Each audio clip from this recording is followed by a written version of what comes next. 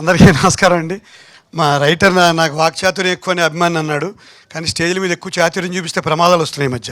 So I will be very quiet and subdued. So Pramod నాకు హర్ష నాకు చాలా ఇష్టం అబ్బాయి అంటే. ఫస్ట్ టైం ఎందుకు ఇష్టమో కారణం ఒకటి చెప్తాను. నాకు ఇంత నేరేషన్ ఎవరు ఇవ్వలేదు, మనంతా చిన్న చిన్న ఎంగేజ్మెంట్ పాత్రలు కదా.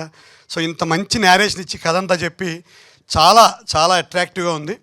సో నాకు హీరో శివాకి నేను బయట బాబాయ్ని అవుతాను, సినిమాలో కూడా బాబాయ్ వేషం వేశాను. అందువల్ల కెమిస్ట్రీ కుదిరింది అనొచ్చు అనకూడదు, ఆడగాళ్ళకి మొగాళ్ళకి కుదురుతుంది అంటారు కెమిస్ట్రీ. మా ఇద్దరికి మాత్రం బాగా కుదిరింది కెమిస్ట్రీ.